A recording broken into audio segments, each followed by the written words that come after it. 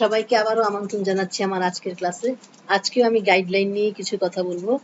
গতদিন আমরা দেখেছিলাম একটা ডকুমেন্ট আমরা কেন গাইডলাইন ব্যবহার করি, কিভাবে তৈরি করতে হয়, গাইডলাইনকে কিভাবে lock, unlock, clear, hide, show এগুলি করতে হয়, রং পরিবর্তন করা যায় কিভাবে, এবং লাইন অথবা শেপ থেকে কিভাবে গাইডলাইন তৈরি করতে হয়। তো আজকে আমরা দেখব কোনো গাইডলাইন থেকে আমরা কিভাবে কোনো শেপ কিংবা লাইন পেতে পারি।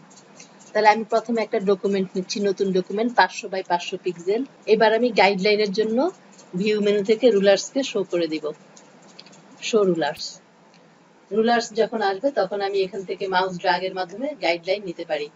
তো আমি প্রথমে ভার্টিক্যাল রুলার থেকে একটা লাইন নিচ্ছি, 50 পিক্সেলের এখানে রাখলাম। আমি রুলার থেকে দেখে মাপটা নিচ্ছি। এটা আনলক থাকতে হবে,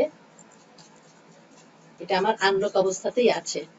আনলক থাকলে এটা সিলেক্ট করা যায়। আমি এটাকে সিলেক্ট করে কিবোর্ডে এন্টার প্রেস যদি করি তাহলে আমি এটাকে মুভ করতে পারবো।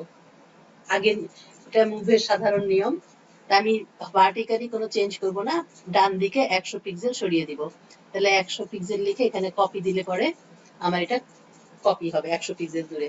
এবার কিবোর্ড থেকে Ctrl+D প্রেস করলে এটা রিপিট হতে থাকবে।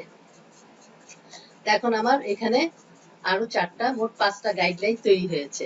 আমি যদি একটু জুম আউট করে দেখি, আমার এই গাইডলাইন আর্টবোর্ডের বাইরেও সম্পূর্ণ স্ক্র্যাচ এরিয়া অংশ ছড়িয়ে আছে। আমি যদি প্রিন্ট করি এই গাইডলাইন কখনো প্রিন্ট হবে না। আমি একটু প্রিন্ট দেখি, প্রিন্টে গেলে পরে দেখেন এখানে কোনো গাইডলাইন শো হচ্ছে না, অর্থাৎ গাইডলাইন প্রিন্ট হয় না।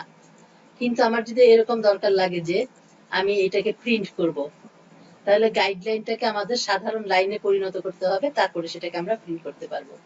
তো গাইডলাইনকে লাইনে কিভাবে পরিণত করে সেটা আমরা আজকে দেখব। সেই জন্য আমাদের গাইডলাইনগুলিকে আনলক অবস্থায় রাখতে হবে। আমার এগুলি আনলক অবস্থাতেই আছে, না থাকলে আনলক করে নিতে হবে। তারপর ভিউতে এসে গাইডসে এসে আমরা যদি রিলিজ গাইডস করি, রিলিজ গাইডস করলে এই গাইডলাইনগুলি নর্মাল লাইনে পরিণত হবে।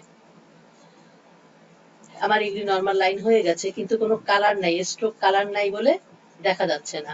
এগুলিকে সিলেক্ট করে যদি এখান থেকে স্ট্রোক থেকে একটা কালার দিয়ে দেই, তাহলে আমি যেই কালার দিব সেই কালারের লাইন তৈরি হবে। এরপরে আমরা যদি চাই যে আমার আর্টবোর্ডের মাপ অনুসারে, আর্টবোর্ডের মাপ হচ্ছে 500 পিক্সেল বাই 500 পিক্সেল, তা আমি লাইনগুলিও আমার 500 পিক্সেল হবে বা 400 পিক্সেল হবে এরকম যদি চাই, তাহলে আমরা ট্রান্সফর্ম প্যালেট থেকে এখানে আমার হাইট হচ্ছে 16,383 পিক্সেল। এখানে আমি হাইটের এখানে 500 লিখে দিতে পারি বা 400 লিখে যদি লিখে দেই, তাহলে লাইনগুলি 400 পিক্সেলে পরিণত হবে। স্ট্রোক 1 করে দিলাম। তাহলে আমরা দেখতে পেলাম কিভাবে গাইডলাইন থেকে আমরা লাইন তৈরি করতে পারি। একইভাবে আমরা যদি অন্য কোনো শেপ নিয়েও তৈরি করি,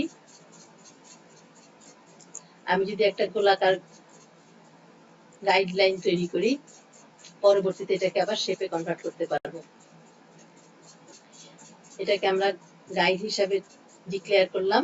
এরপর কাজ শেষ হয়ে গেলে আমরা এটাকে আবার যদি রিলিজ করে দেই, তাহলে এটা আবার লাইনে পরিণত হবে। তো আজকে এইটুকুই থাক, আবার দেখা হবে নেক্সট ক্লাসে। সবাই ভালো থাকবে।